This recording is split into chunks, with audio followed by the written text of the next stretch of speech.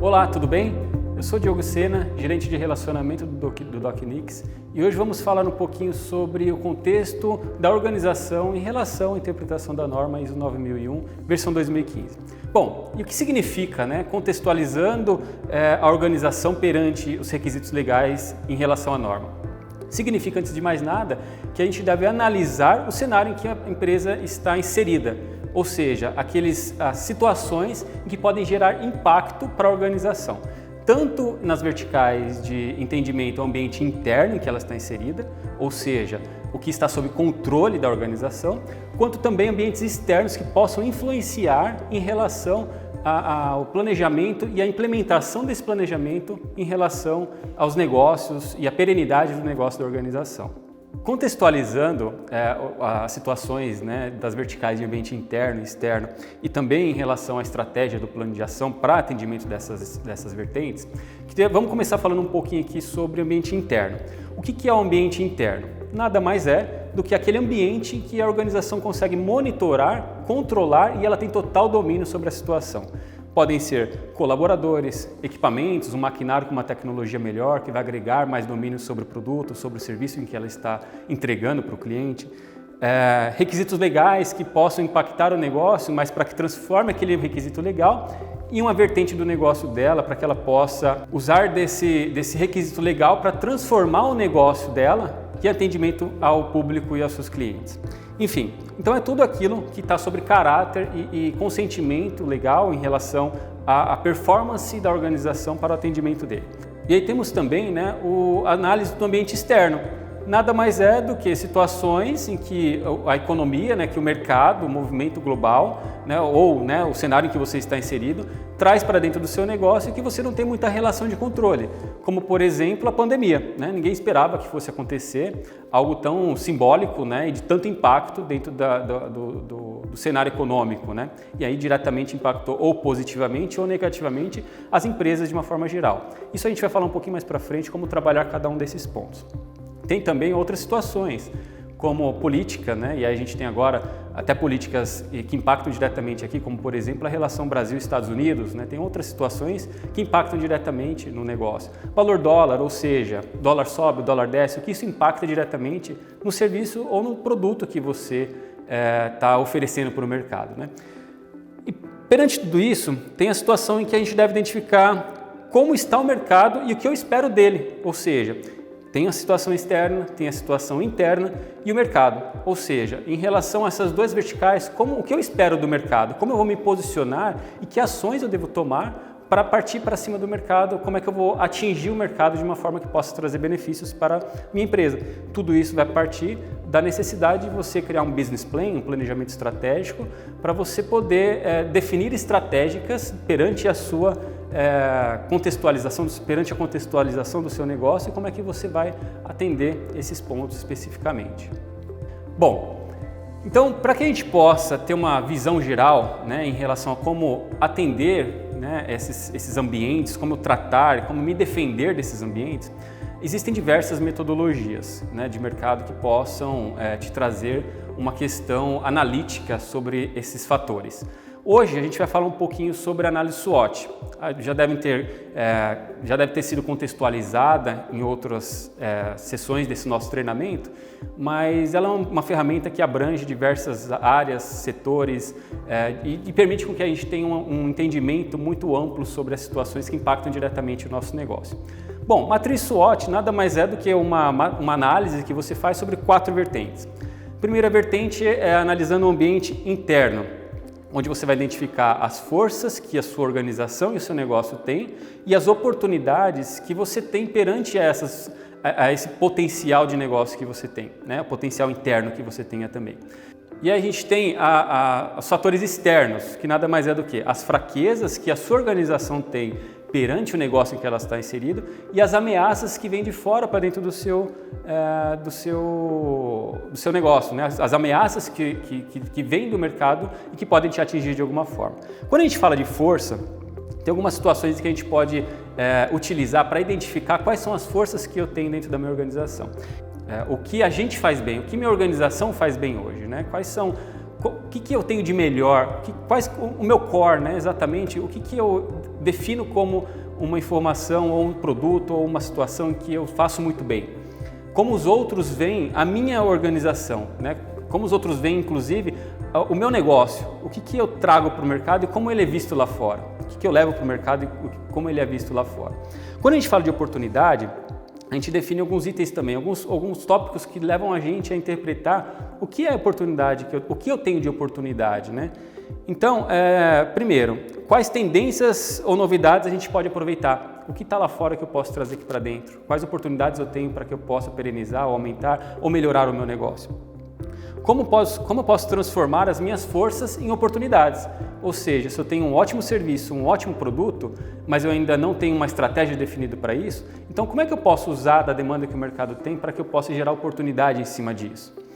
Quando falamos de fraquezas, eu trago alguns itens também aqui que nos levam a interpretar, para que nos ajude e nos apoie a tomar, né, e para que nos apoie a pontuar esses requisitos também. Então, quais ameaças podem nos prejudicar hoje? Ou seja, quando a gente olha para o mercado, né, ou até para o ambiente interno também, o que eu tenho de ameaça que pode prejudicar o meu negócio? Né? Olhando até para dentro da organização, se eu tenho um produto que está com uma tecnologia ultrapassada, por exemplo, um serviço que já está sendo ali segregado ou obsoletado por necessidade da própria evolução do mercado em si, por exemplo, né? Um ponto relevante e muito importante também é em relação à concorrência, ou seja, o que estão fazendo os meus concorrentes?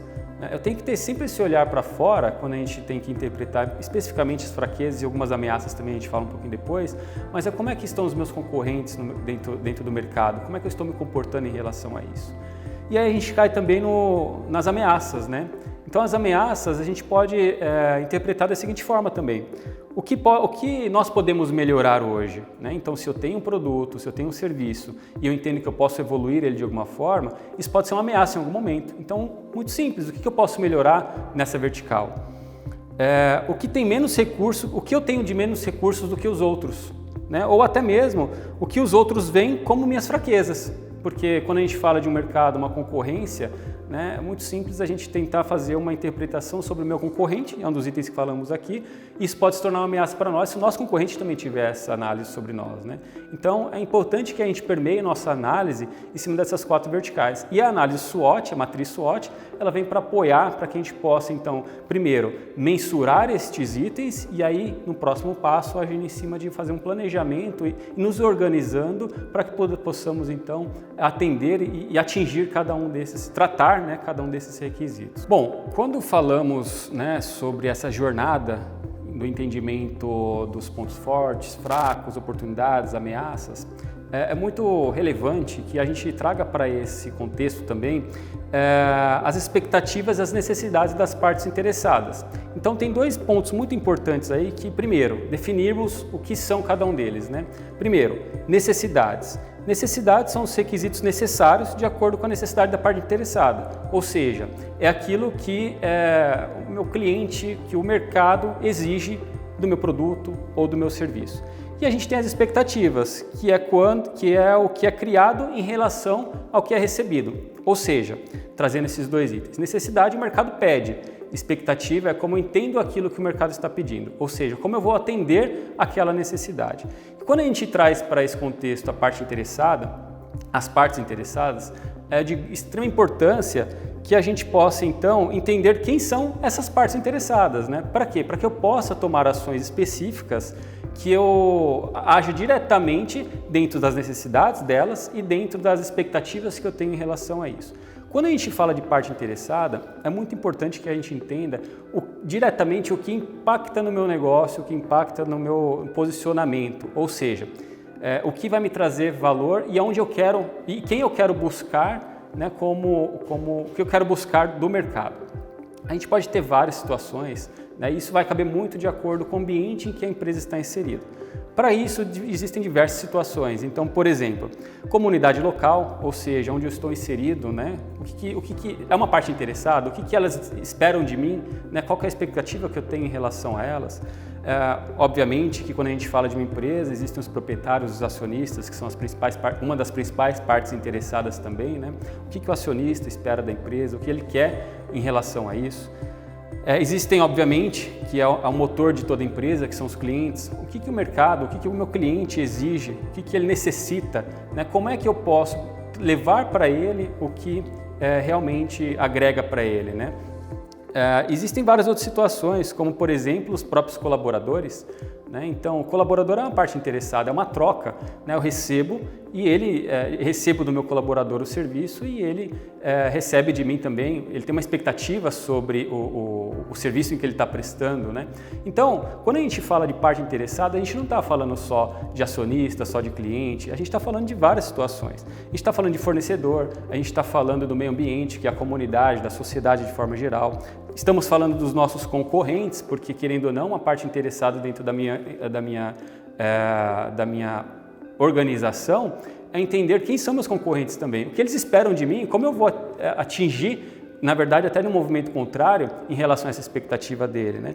Tem até o meio ambiente, defesa do ambiente também, no meio ambiente de forma geral, e alguns grupos específicos, como por exemplo cooperativas e tudo que envolve e que tem impacto direto dentro do meu negócio, da minha organização. O que falamos aqui agora é em relação ao ambiente interno e externo, como se defender e atacar, entendendo quem são as partes relacionadas e interessadas do meu negócio. O que a gente vai falar agora também, ainda no tópico de contextualização do ambiente, né, da organização, é em relação ao escopo do sistema de gestão da qualidade. Ou seja, a gente deve então definir, a organização deve definir a abrangência desse seu escopo e deixar muito claro o que atende e o que não atende, qual produto está inserido dentro desse contexto, qual produto não está, né? Deve definir esses limites de uma forma muito clara e isso deve ser documentado, isso é um requisito da norma, inclusive, quando a gente fala sobre deve ser documentado. Bom, na prática, a organização deverá determinar qual a abrangência do sistema de gestão da qualidade será implementado, de forma a definir claramente quais produtos ou serviços serão atendidos, podendo ser esta apenas uma área ou uma parte do negócio da empresa. Então, esses limites devem estar bem claros, definidos, e esses requisitos serão, esses itens, né, esses limites, esse contexto, esse escopo, é o que vai determinar o processo, inclusive, de atendimento à norma quando você estiver submetido, por exemplo, a um processo de uma auditoria, né? O escopo vai definir muito claramente o que entra e o que não entra dentro do processo de certificação. Quando falamos então em relação ao escopo que atende o meu sistema de gestão, ou seja, o que minha empresa deseja atender em relação às expectativas da norma e ao mercado, é muito claro que a gente tem que definir para esse escopo também processos. E aí, contextualizando de forma rápida, o que é o processo? Tudo que eu tenho de entrada, ou seja, as demandas que o mercado me traz, uma etapa de formatação do meu produto ou serviço, ou seja, quando eu vou então ter as e posso até detalhar essa etapa central do meu processo em pequenas entregas, e eu tenho então a entrega final do meu produto ou do meu serviço, ou seja, o que minhas partes interessadas esperam ou quais as necessidades dela. Então, quando a gente fala do meu processo, né, quando a gente define um processo, é muito interessante que a gente possa gerar registros de cada etapa dessa, e não só gerar os registros, mas que a gente tenha que definir limites para cada um deles. E monitorar para que isso possa ser acompanhado, monitorando assim a qualidade do meu produto ou serviço. Ou seja, para que todos tenham consciência de onde começa e onde termina a sua atividade, até qual é a sua responsabilidade dentro da etapa do processo. E assim, dessa forma, a gente consegue então definir as entregas finais do meu produto ou serviço com base em pequenas entregas. Quando a gente fala de processo, a gente fala muito também sobre pessoas, né? Sobre interferência das ações e responsabilidades de cada um. Então, por isso é muito importante que a gente defina esses limites para que para que de uma forma, no contexto geral, possamos ter um nível aceitável de qualidade, tanto do meu produto ou do meu serviço também. Então, dessa forma, a gente fecha aqui o item 4 em relação ao contexto da organização. Espero que tenham gostado e nos vemos em breve.